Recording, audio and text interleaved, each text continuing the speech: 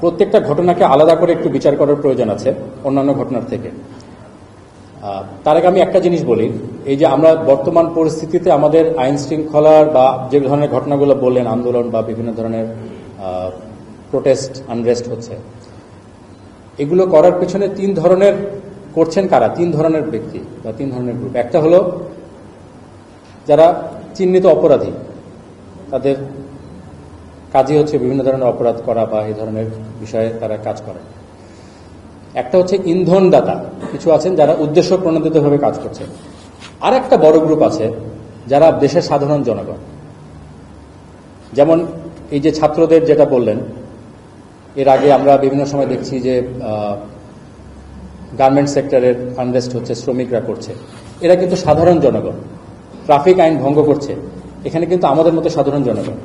এখন আইন শৃঙ্খলা রক্ষাকারী বাহিনীর ভূমিকাটা মূলত থাকবে প্রথম যে দুইটা গ্রুপ বললাম, যারা অপরাধী, যারা উদ্দেশ্য প্রণোদিতভাবে অপরাধ করে, বা ইন্ধনদাতা। সাধারণ জনগণের বিপক্ষে যখন আমাদের দাঁড়াতে হয়, আমাদের একটু চিন্তা করে কাজ করতে হয়। বিশেষ করে আপনারা যদি ছাত্রদের কথা বলেন, এই ছাত্ররাই আন্দোলন করে দেশের এখন একটা আমাদের যে বর্তমান পরিস্থিতি এনেছে, এবং আমরা সবাই আশা করছি যে দেশটা একটা ভালোর দিকে যাবে।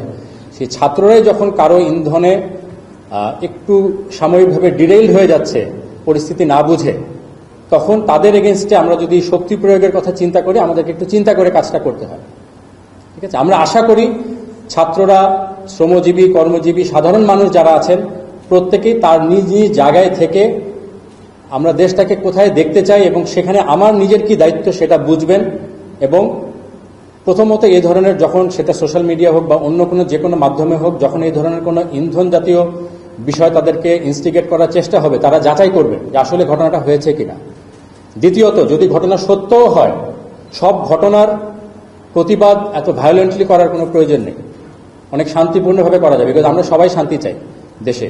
তো এখানে আমাদের সাধারণ জনগণ, বিশেষ করে ছাত্র, কর্মজীবী, শ্রমজীবী এবং সকল পর্যায়ের মানুষ, আমাদের একটা সকল নিজের দায়িত্ব আছে যে আমরা যদি নিজে থেকে দায়িত্বশীল ভূমিকা পালন করি, তাহলে এই অনেকগুলো এই ধরনের ঘটনা আমরা অ্যাভয়েড করতে পারি। এবং তখন আইন শৃঙ্খলা রক্ষাকারী বাহিনী যারা উদ্দেশ্য প্রণোদিতভাবে অপরাধ করে, তাদের এগেনস্টে আমরা কাজ করতে পারি। সেক্ষেত্রে আমাদের কাজের পরিধিটাও সহজ হয়, দেশের এই ধরনের ঘটনাগুলো আমরা কমাতে পারি। এখানে আমাদের সোশ্যাল মিডিয়ার যে ব্যবহারে আমাদের আরেকটু সচেতনতার প্রয়োজন আছে।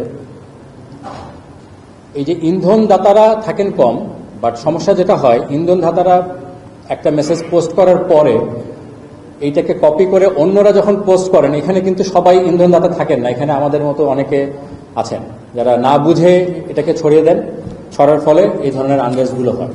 তো আমরা চিহ্নিত করার অবশ্যই চেষ্টা আছে যে কারা আসলে মূলত উদ্দেশ্য প্রণোদিতভাবে এই কাজগুলো করছে, এবং সেটার এগেনস্টে ব্যবস্থা অবশ্যই নেওয়া হচ্ছে।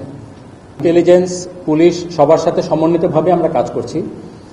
আমাদের প্রেজেন্সও আপনারা এই জন্য দেখছেন যে মূলত বড় ধরনের যতগুলো ঘটনা, কোথাও কিন্তু রিসেন্টকালে এমন হয়নি যে আমরা জানি, মানে আইন শৃঙ্খলা রক্ষাকারী বাহিনী জানে না বা ঘটনা ঘটে গেছে, এরকম কিন্তু খুব হয়নি। বাট এটার ব্যাখ্যাটা তো আমি আগেই দিলাম যে কোনো কোনো ক্ষেত্রে আমাদেরকে একটু চিন্তা করে কাজ করতে হচ্ছে। সেক্ষেত্রে হয়তো অনেকের মনে হতে পারে যে আইন শৃঙ্খলা রক্ষাকারী বাহিনী যথাযথ পদক্ষেপ নেয়নি, কিন্তু আমরা তো শুধু সামনেরটা দেখি।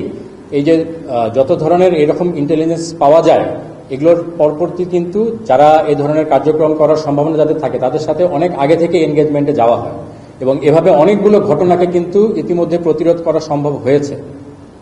এর আগের প্রেস ব্রিফিং আমি বলেছিলাম, যেটা হয়তো যেহেতু ঘটনাটা হয়নি এই জন্য কেউ জানে না, বাট এই ধরনের অনেক ঘটনা প্রতিরোধ করা হয়েছে। তারপরেও যেগুলো ঘটছে সেগুলো তো আমরা চেষ্টা করছি, এবং আপনারা খেয়াল করবেন হয়তো আমরা সম্পূর্ণভাবে প্রতিটাকে প্রতিরোধ করতে পারিনি, বাট ঘটনাগুলোর জন্য একটা সার্টেন লেভেলের উপরে না যায় এবং তাড়াতাড়ি ঘটনাটাকে যে কন্টেইন করা যায়, সেই ব্যাপারে কিন্তু যথেষ্ট ব্যবস্থা নেওয়া হয়েছে পুলিশ, সেনাবাহিনীর সকলের পক্ষ থেকে।